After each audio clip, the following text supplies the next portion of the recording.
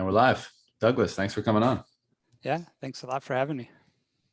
So I thought it was probably fitting. Well, first of all, I guess thanks are in order. I appreciate the support of the show from ShiftCrypto, and I thought it was fitting when the opportunity arose to speak with you because you're one of the men behind or part of the team behind the BitBox02, which I have to say I've been really enjoying using.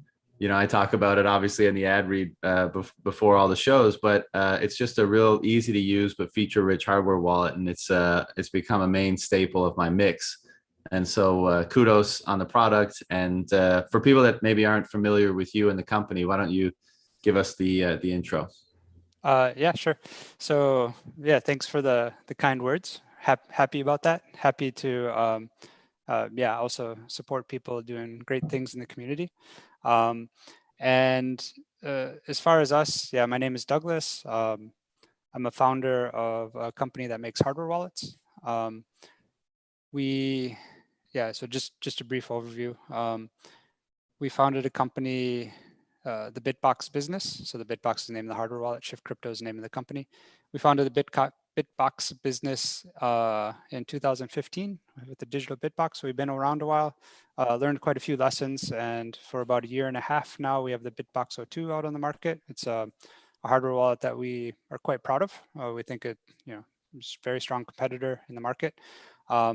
And we're trying to do our best to let people know about it, get some feedback, keep improving. But yeah, everything you say is nice to hear, because that's kind of our goal. We really want to make it easy for people to get into Bitcoin. And in our opinion, to get into Bitcoin also means to have self-custody. Otherwise it kind of defeats the purpose. And I think with hardware wallets, the whole goal, at least our mission, is to make it as easy as possible to get into Bitcoin. Or basically you just have to buy a BitBox and you're all set. We have a feature you can buy Bitcoin directly in the app. And on the side, you get state-of-the-art security. And so that's kind of our approach. It's how we think we can contribute to the community, how we think we can help the community grow. And I think hardware wallets in general are a necessary tool for that to happen. Yeah, I totally agree. I'll come back to that, but what about your own rabbit hole story? I'm sure you've told it a million times, but how did you get into all this stuff? I'm curious if it changes every time I say it, but let's see. Where to How start? good your memory is. Fading in time, that's for sure. Yeah. And in the heat. So yeah, let's see. The rabbit hole into Bitcoin began, I guess, in 2013 for me. I remember that quite well. I was visiting Japan at the time. And in like one of the main Japanese newspapers, Bitcoin was plastered on the front page. And that was really strange to me. First time I heard of it. And so, yeah, it said something about money and so on and so on. It's digital money. Like, okay, this is really strange. Why is someone talking about monopoly money on the front page of a Japanese newspaper? And so, yeah, I started researching it. My background is in academics, actually. So previously a scientist. And so I had I guess an attraction to figuring out why things work and so on. And I researched about it. I maybe luckily I rather quickly kind of grasped the impact of it. And being in academia, the thing that really stuck out to me at the beginning was the scientific problem it solved. So the Byzantine generals problem, which is basically the solution to how can you transport money over the internet without the need to trust anyone else, or the need to trust the person you're sending money to, or receive money. How can you be sure you can receive money without trusting the other person that they're going to send it just to someone else later? And Bitcoin solved that, and that was an unsolved problem in the computer science field, and I thought that was fascinating. And so to me, at that point, I was like, okay, this is something. And it wasn't really a question of anymore about if it would succeed, it's just when it would succeed. And early on, of course, if it's Bitcoin or not, but the more you dive down into the rabbit hole, the more you see like how many smart people contributed to Bitcoin, how the depth of work and the depth of review behind it that makes it so solid. And so 2 years after that, you start Shift Devices, was it at the time? Or? Originally Shift Devices, yeah. Right. So yeah, I guess I guess like a lot of people, you try to buy and sell, what is it? Buy high, sell low kind of mistakes that people make. Part of the learning process. I tried to create some algorithms to try to do some automated trading, and quickly learned that that's a full-time job if you actually want to make money. And yeah, played around a bit, and then started getting, buy a little bit here, buy a little bit there. I also kind of understood a lot of the security concepts, or the security threat models, like how easy it is for a computer to get hacked, how easy it is for a mobile phone to get hacked, exchange risks, and so on.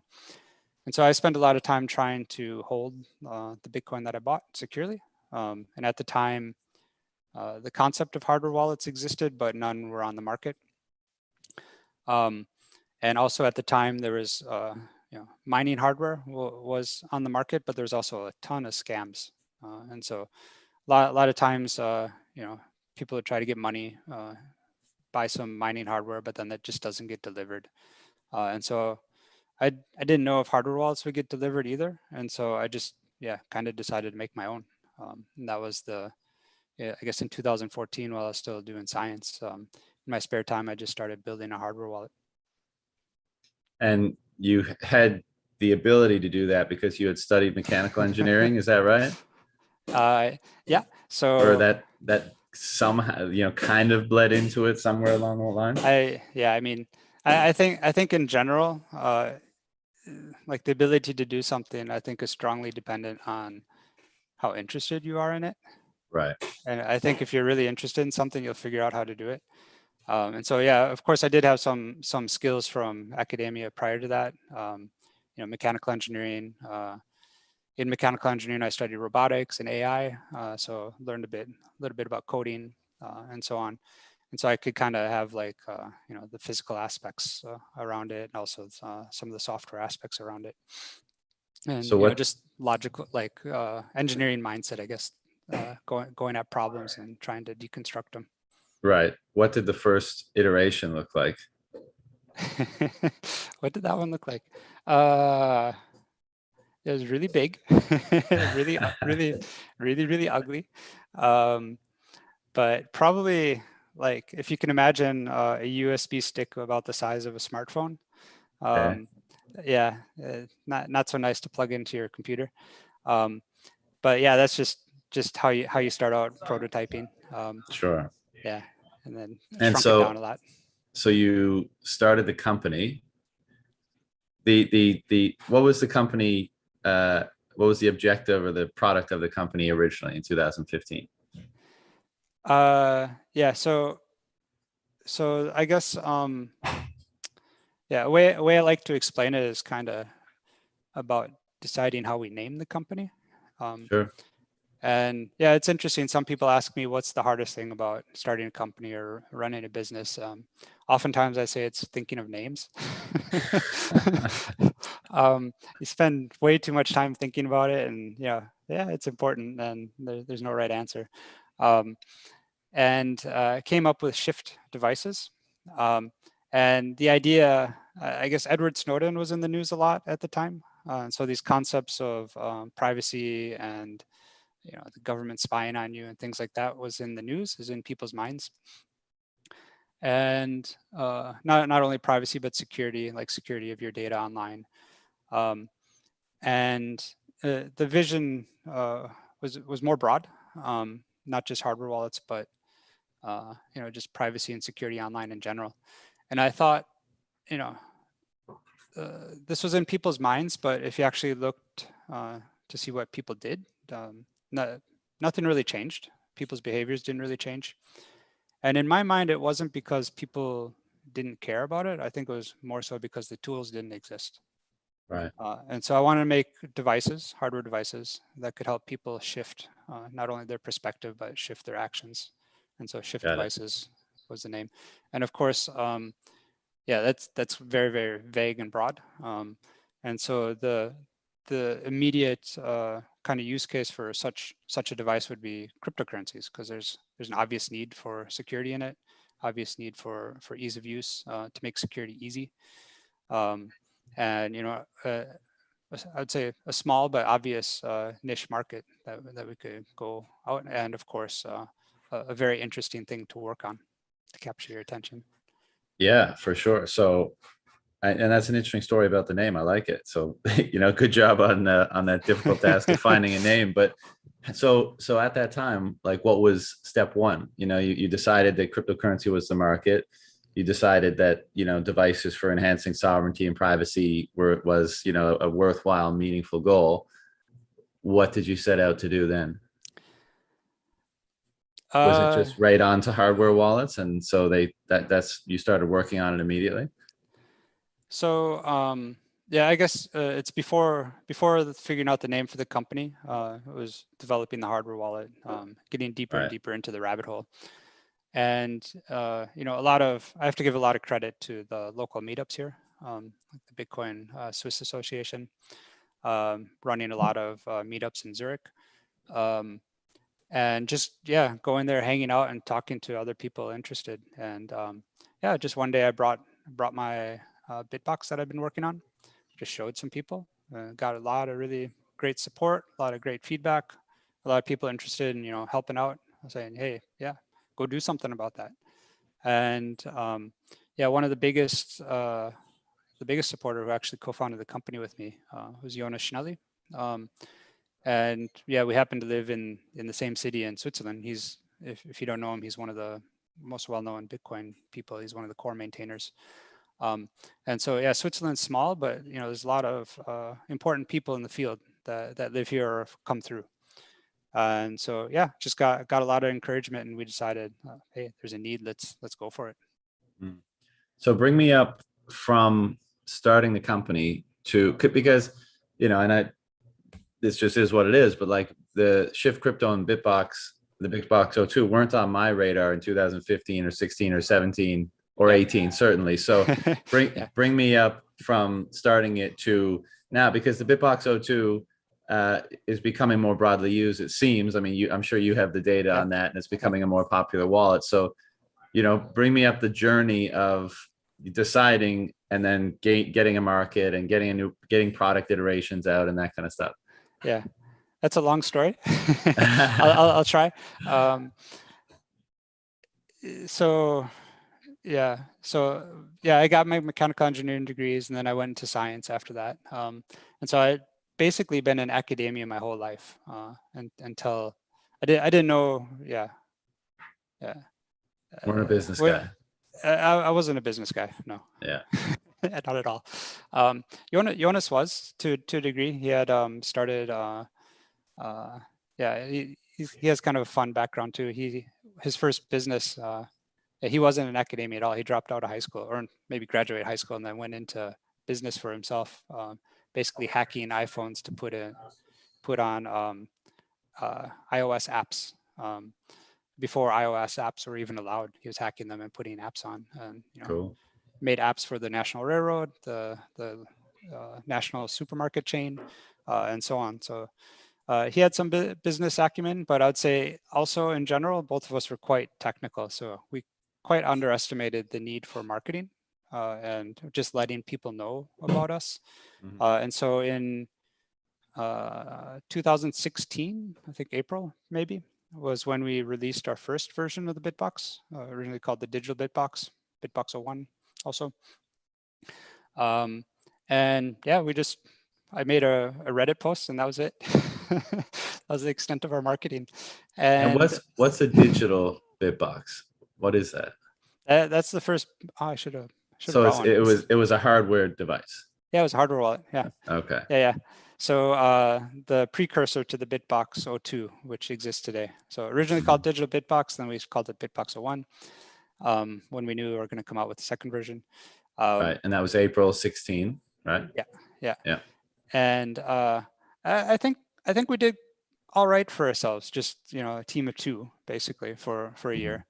And we ended up selling to people in about 100 countries with just word of mouth marketing. People who bought it told their friends.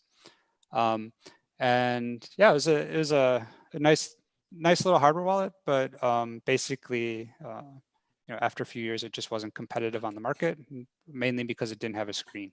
You need a screen for securely verifying what you want to do on the hardware wallet. And so, but anyways, along those lines, yeah, we got talked into joining a local fintech accelerator program, F10 accelerator program, where they actually started teaching us some, some business ideas and how to scale. And the main thing was just the importance of marketing. And so I think when you have engineers working on something, you think it's just the product will sell itself. Right. It's a lesson to learn.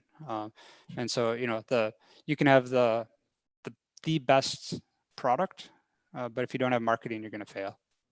You could have an average product, but the best marketing, and you're going to succeed.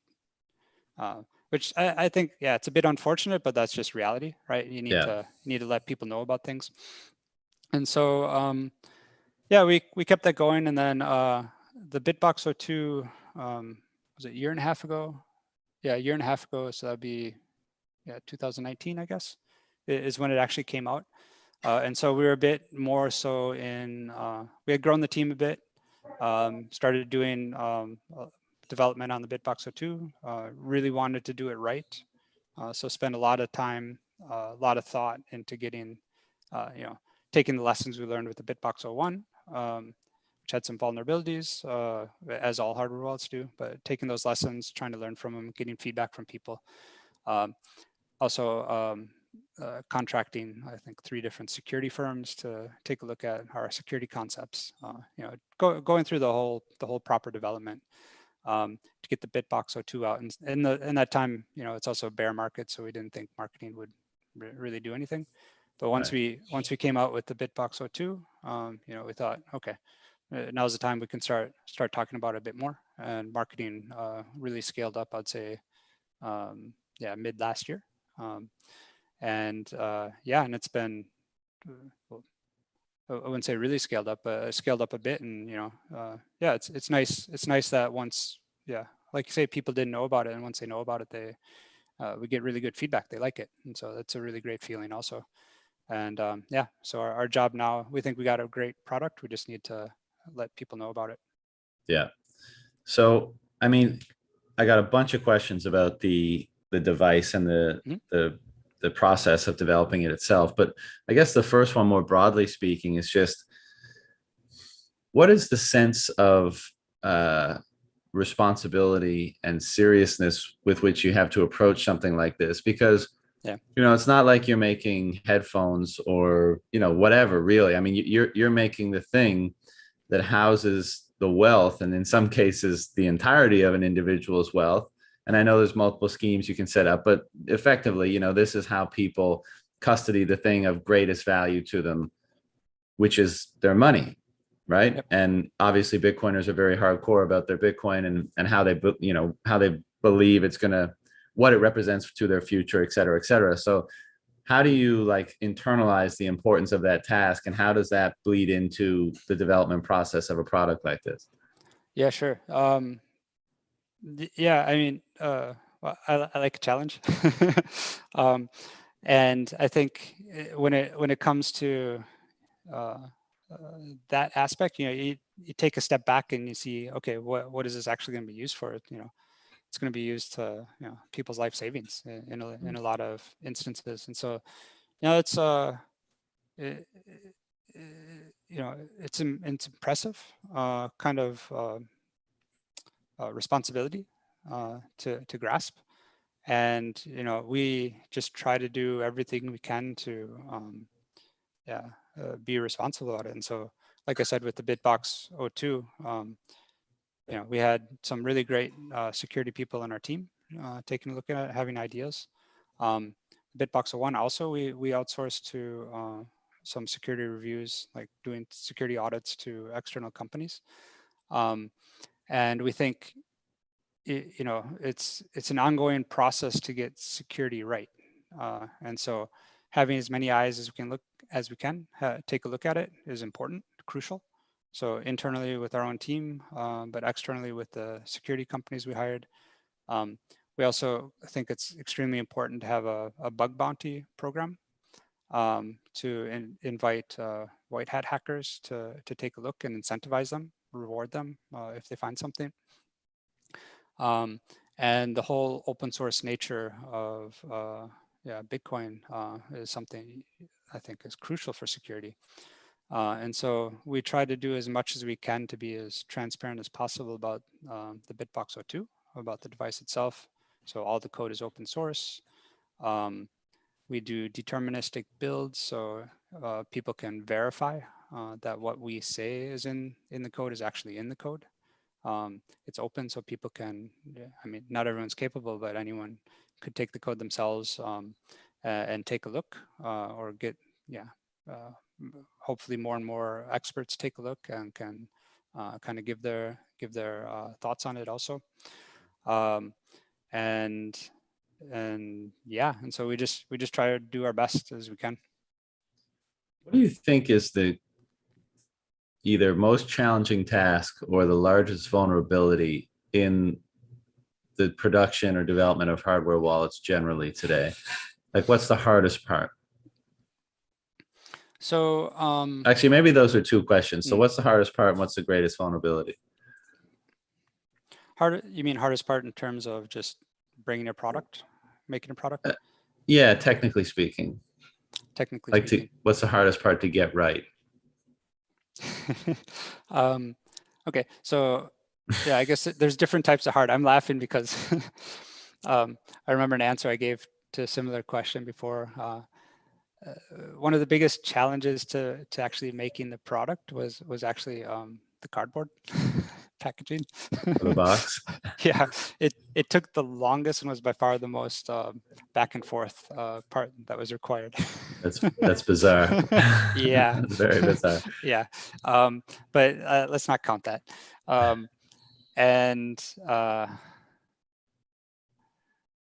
Yeah, I think it's going to be different for different people. I think the hardware aspect itself and the firmware, which is the code on the device itself, you have to get it right. But it's not the hardest part. And also because you need to get it right, the hardware also, you get it right once and then it's kind of set. And the firmware also, of course, you have updates, but you kind of have to get the security model right, and then if you get that right, it's kind of set. Unless we find bugs later or someone finds a bug. And so, I'd say the most amount of our effort, development-wise, technology-wise, is really on the software side. So with any hardware wallet's going to plug into a computer, connect to a computer somehow, and you need to interface with it. So there's a software app. We have a software app, a cross-platform app for iOS, or not iOS. Everything OS. but iOS. Yeah. So Mac, Windows, Linux, Android phones also the same software, same functionality. You can plug it in, and just getting that right, getting the user experience part right. To try to make it as simple as possible, as intuitive as possible. I'd say that's the biggest challenge. And what about biggest vulnerability to hardware wallets generally? Biggest vulnerability, I think. So I'd say there's the biggest vulnerability and there's the biggest risk. I'd say as far as vulnerabilities, there's been a ton reported on hardware wallets, ours and others. There's some list online, you can check them out. But despite all of that, I'm not aware of a vulnerability in the wild that's been exploited from an original piece of hardware. And so I think the hardware wallets out there are quite good at their function, especially compared to software wallets, which is basically just don't put a lot of money on that. That's all I can say. As the biggest risk that we see, the biggest loss of fun is actually user error. So this might be more so like a UX kind of thing. In particular, just people losing their passwords. And it's a new concept for people who aren't familiar with cryptocurrencies, where they're kind of used to someone bailing them out. Like if you lose your password to your Right. Gmail account or whatever, there's a way to kind of recover that. Or Sure. If somebody spends your Visa, you call up your bank and say, hey, somebody stole my stuff.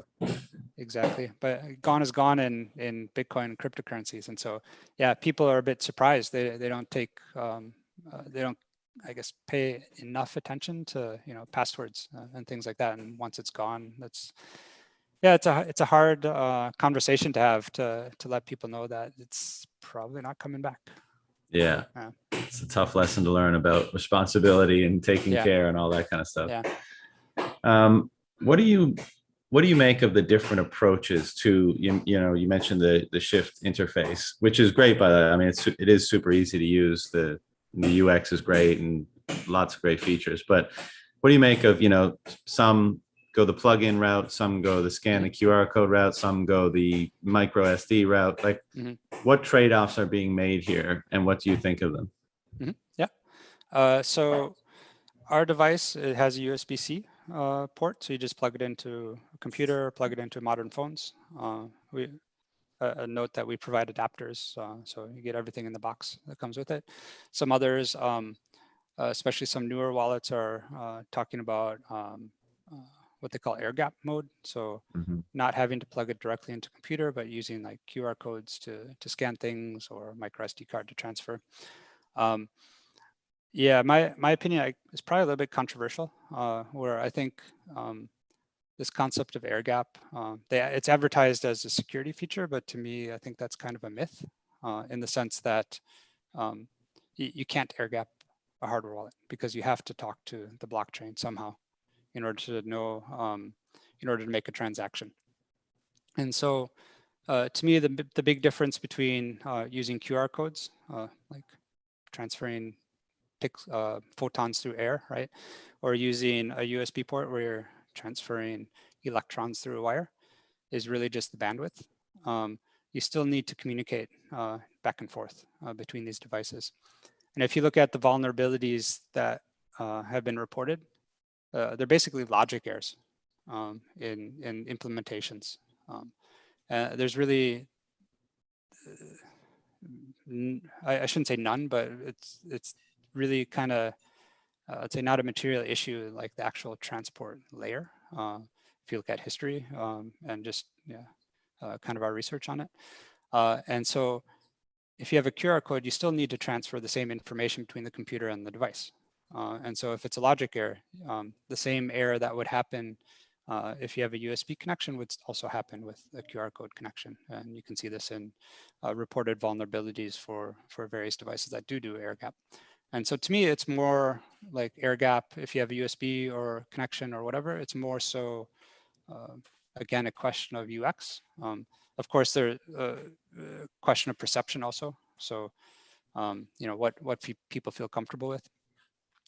But to me, functionally, it's more so just a UX thing. So what's the easiest way to go? And so in my opinion, I think it's a lot simpler to have a USB connection where you plug it in, and then it's a lot faster. So you can get things done faster, you can get things done easier.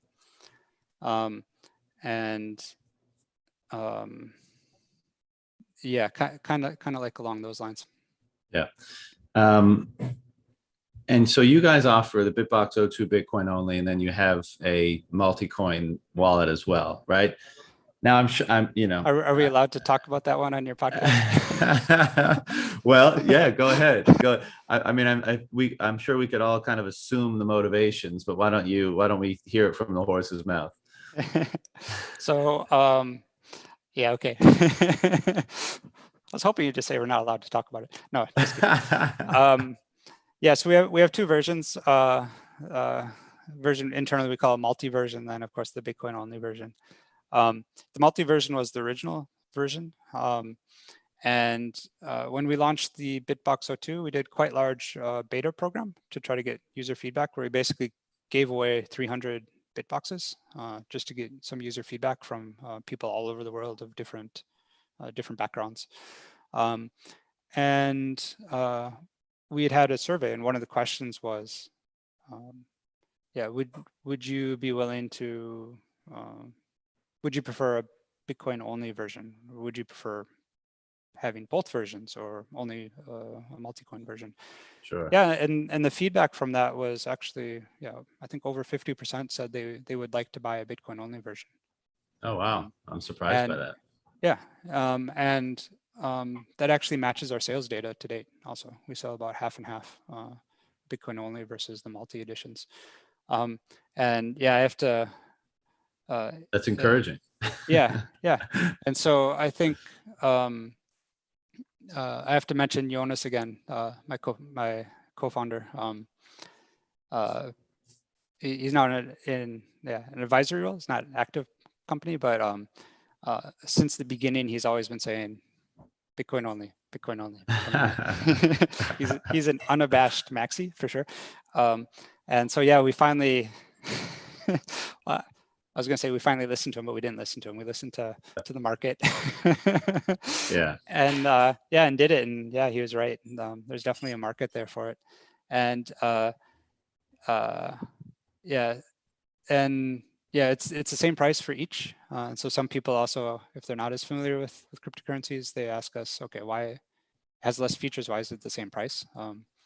But it's basically the same underlying hardware, but we hard code into the bootloader, into the firmware, that a Bitcoin only can only load Bitcoin only code, and vice versa.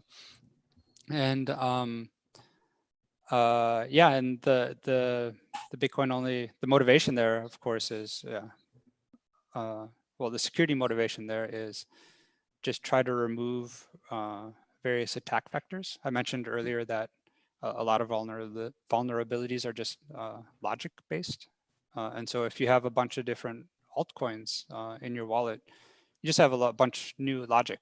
You have different cryptographic primitives, you have different logic to how to interact with them. And so there's just, by nature, theoretically, there's just more attack surface that's possible for a vulnerability. And so if you just strip all that out, you should have a more secure device. Right. Yeah, and I appreciate that you guys actually ship the Bitcoin only, like you can't change the firmware, right? When it ships as that, because obviously that's not the case for all wallets.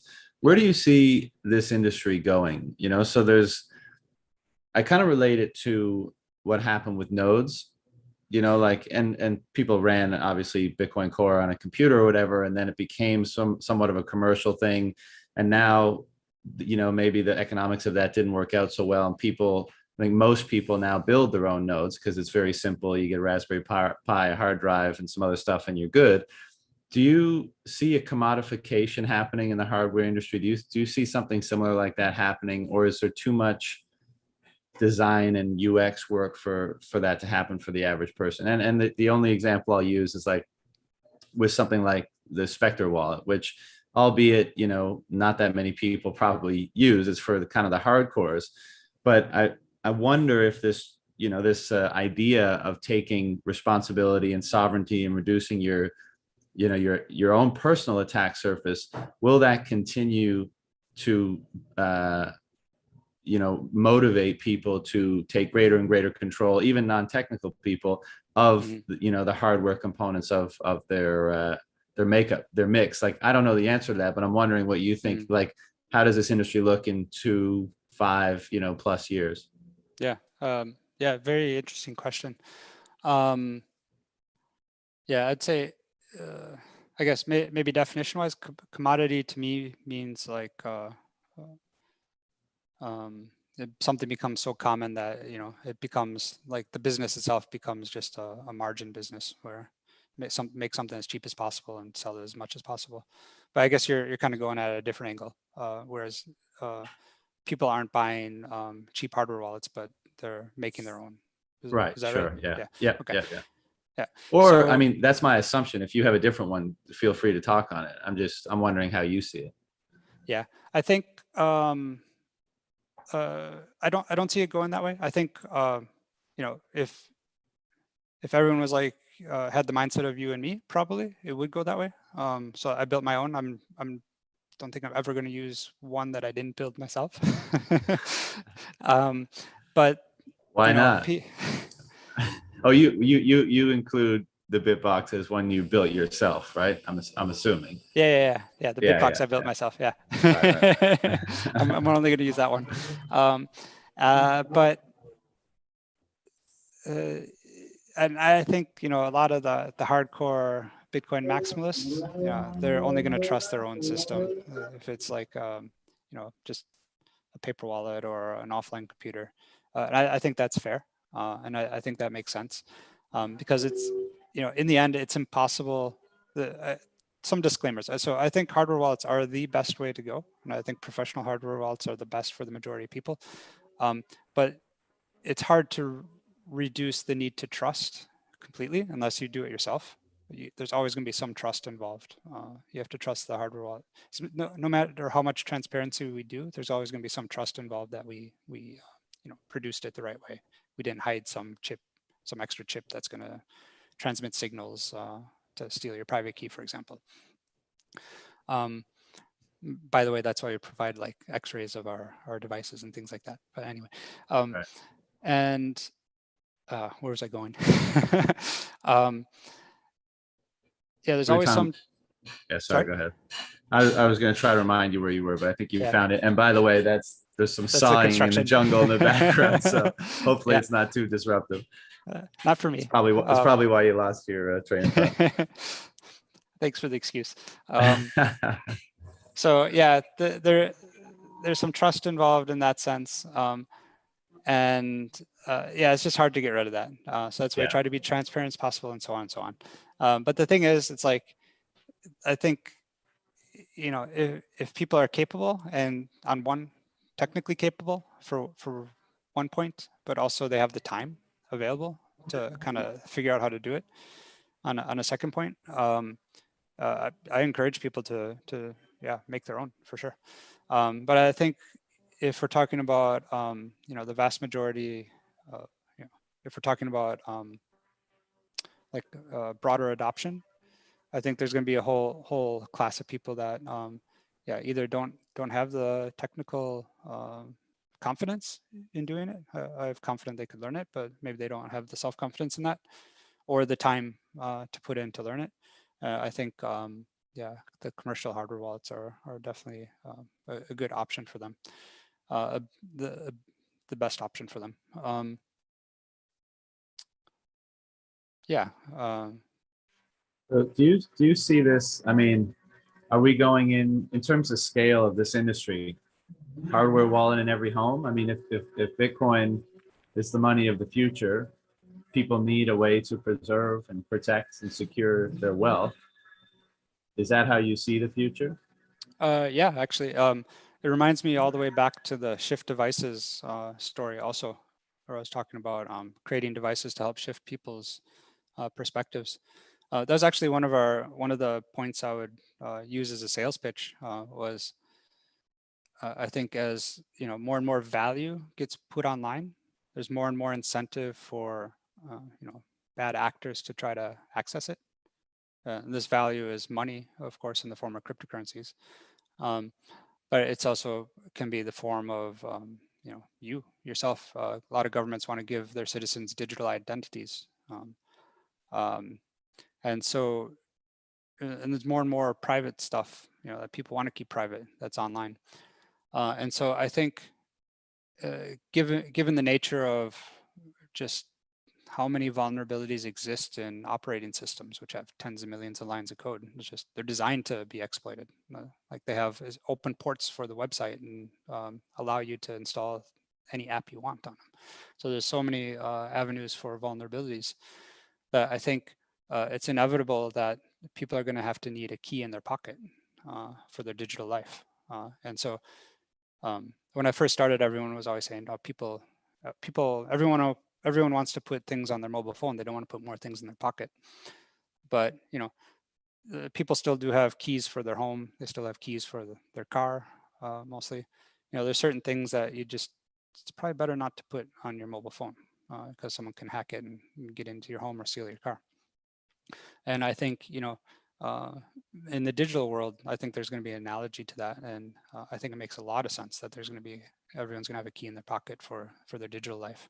And specific to Bitcoin, I think yeah, this is what needs to happen. I'm a bit encouraged in the last months that a lot of other companies are coming out and stating how important decentralization is, how important self-custody is. Square Crypto, for example, you know, what's going on in El Salvador, and so on and so on.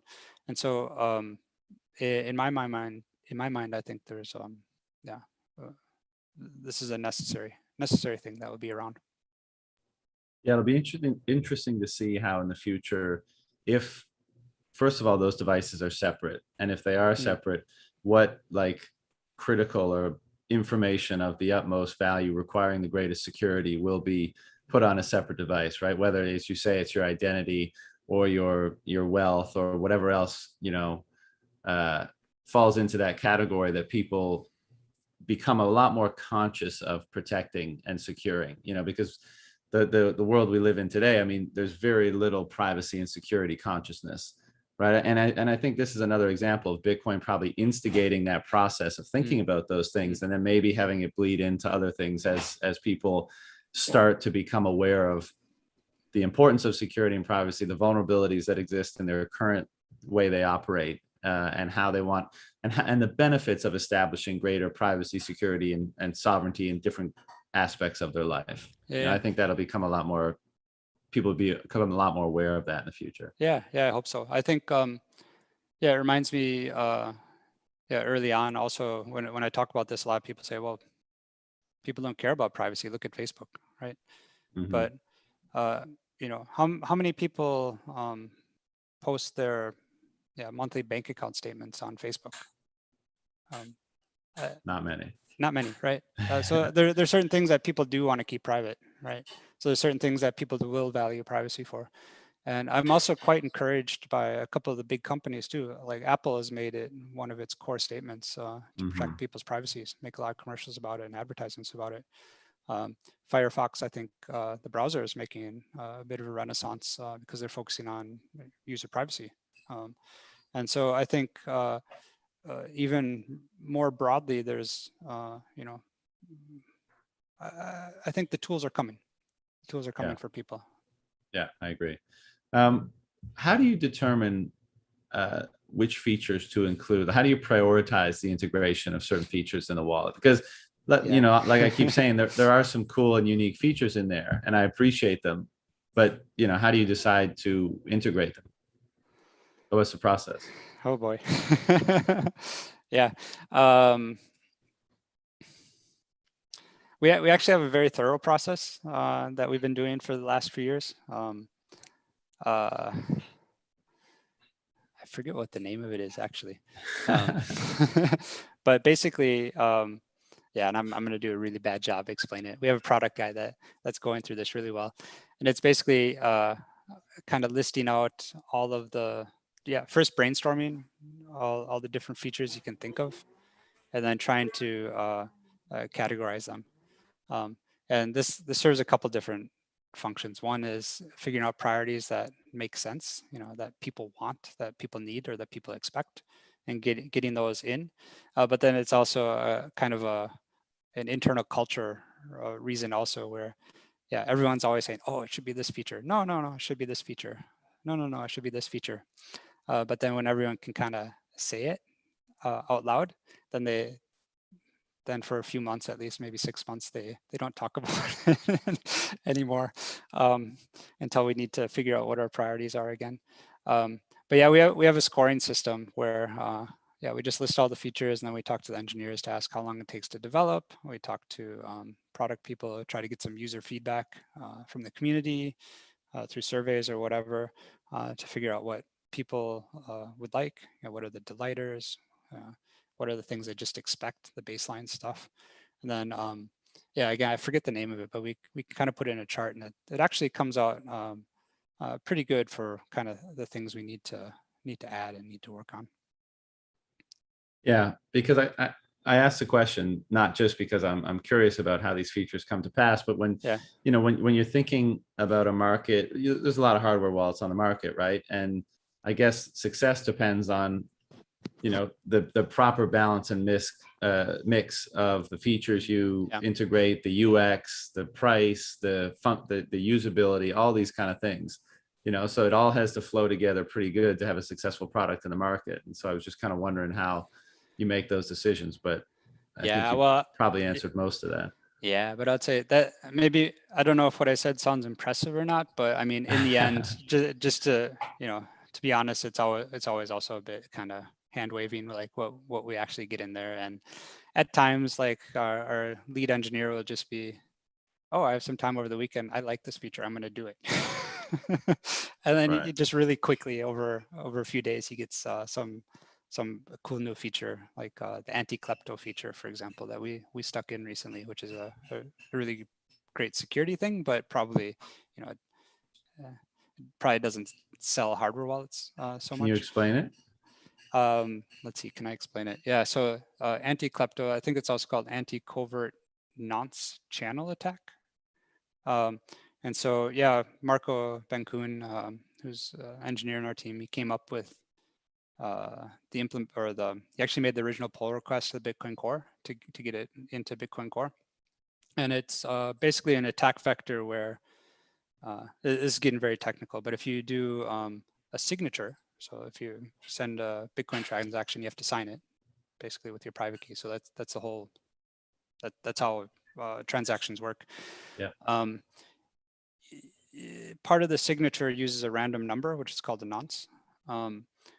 And there's ways to structure, if I get this right, there's ways to structure that random number such that you can leak out a bit or two of the private key on each signature.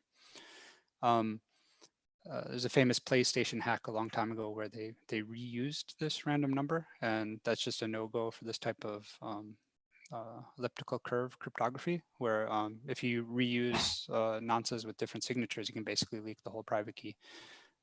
But you can basically kind of do that covertly, like a few bits at a time, whereas if you send a number of transactions, I don't know how many, you can basically reconstruct the private key. Of course, if you reconstruct the private key, you have access to the coins. And so you can basically leak these out through the hardware wallet, send it out through an app or whatever. And so there's a really, really cool trick where you can add some, and I don't know the cryptographic details at all, but basically you can add in an extra random number that comes from outside of the hardware wallet that goes in. And it gets used during the signature creation. And you can provably show that this random number was used. And so in that way, a malicious hardware wallet cannot leak the secrets through this mechanism. Right. Yeah. So, I mean, that's Pretty probably not good. going to. I get it. I get it. Yeah, it's probably not going to sell many more BitBoxes necessarily. It's Right. kind of hard to market that. Yeah. But it's kind of it's a cool thing to add. Yeah, we've done I think we've done a lot of firsts also that we kind of added, and I think we have some unique security features that we've done. Yeah, all in the lines of kind of trying to reduce, as like if we see an attack vector, we just try to reduce it. We just have a natural urge to yeah, try to make. Yeah, I guess this comes back to your question of earlier on of like this sense of responsibility when you're making a product that keeps people's wealth, right? So I think throughout our team, there's just this urge to, like, if we see something, we want to fix it, or if we can improve something, we want to. Yeah. And what kind of features are in the pipeline? Can you share any of that kind of stuff? Like, and maybe even if it's not in the pipeline, where do you want to go with this product from a feature point of view and even from a hardware point of view in the next, couple of years? Yeah. So, I mean, the boring answer is again, we just want to listen to our users. Right. So we really appreciate feedback So if any of you are out there listening, you have some ideas, please let us know. Yeah, either on Twitter or Telegram. We have a pretty active Telegram group. But yeah, as far as features go, yeah, we just added, yeah, we spend a lot of time trying to get multi-signature right. There's actually going to be a BIP coming out of that in order for other hardware wallets to get it right also, that we're working on together with other hardware wallet manufacturers. So that's pretty cool. So we have recently multi-sig in our app. We have multi-accounts, things like that. As far as next things, yeah, we're a little bit open, but what we're doing right now is we're another round of user testing. And so kind of trying to take a revision just on the UX itself. So trying to, you know, make it look nicer, make it look more intuitive. I think it's already pretty good. But a big focus for us is, yeah, ease of use and simplicity. And one thing we, like, as I mentioned before, one of our goals is we want it to be, yeah, we want people to get involved in the space because we think the space is so special and it empowers people. And so we want to, our goal is, you know, really, you can give a BitBox to someone, just a complete newbie, and they're able to get it going. And so that's a lot of focus on UX, but it's also, you know, adding the buy Bitcoin option, buy cryptocurrency option inside of the wallet itself. So really, you can just buy a BitBox in your set. It's something you can, you know, give to family members or whatever. And so we're going another round through that. Of course, a bit longer term, you know, talking about different, yeah, kind of hardware wallet versions, you know, maybe a revision to the hardware itself. Yeah, I talked about, let me step back. Yeah, so just, yeah, maybe making a bit higher end build, like kind of a glass ceramic kind of thing, things like that. But I don't really want to say too much more. Sure. So that's a very long answer to try to not say too much more. No problem. No problem.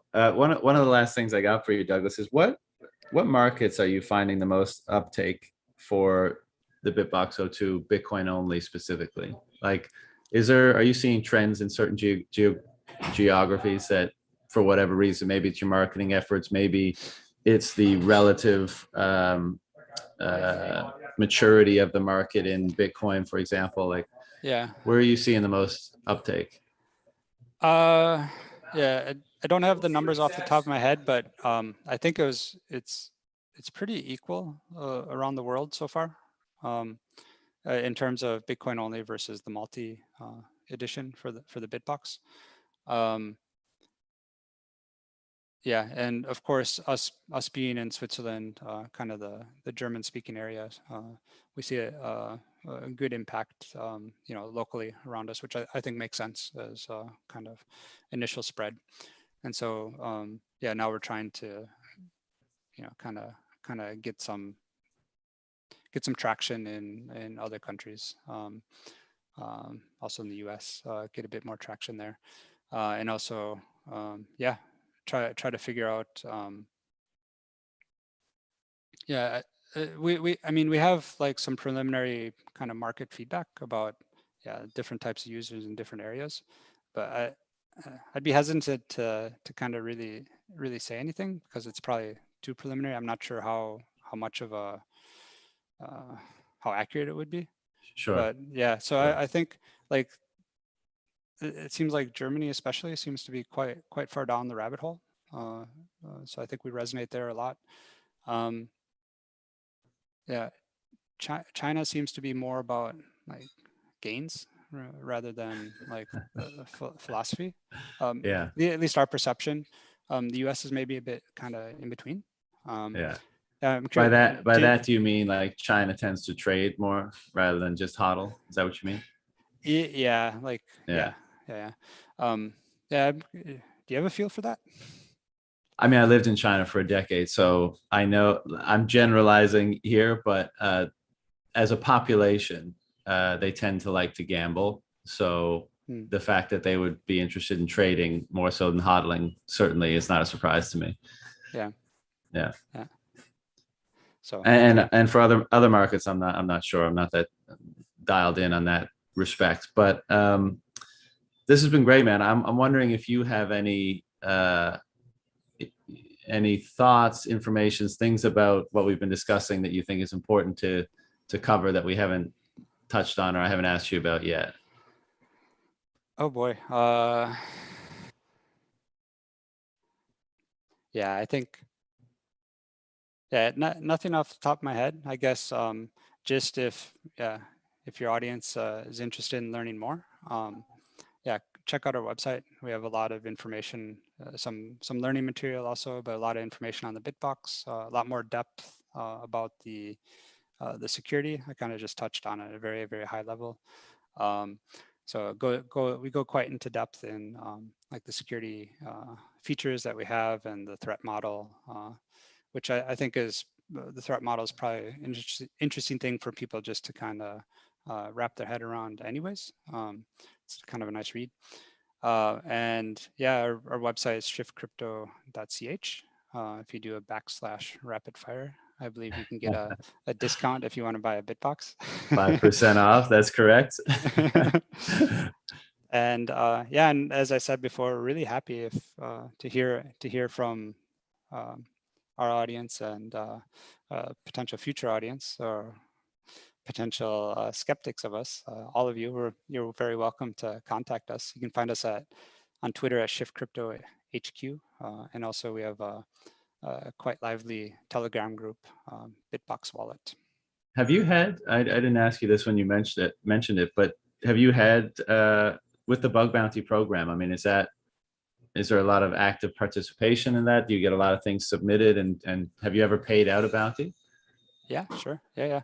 So especially with the BitBox01, we had some really, really great feedback to help improve that. And yeah, for sure. Is there a set amount for the bounty? Is it just so people know, if they're that way inclined? Yeah, we don't publish the amounts. They can kind of change. We do have a blog post about how we classify security vulnerabilities, and then based Right. off of that classification, which is also kind of more so a guide, we will pay out different amounts for like minor things versus severe things. And Right. so, yeah, we try to make it worthwhile. So we try to pay enough to make it worthwhile. And if there's any bug bounty hunters out there, you can for sure just send us a message.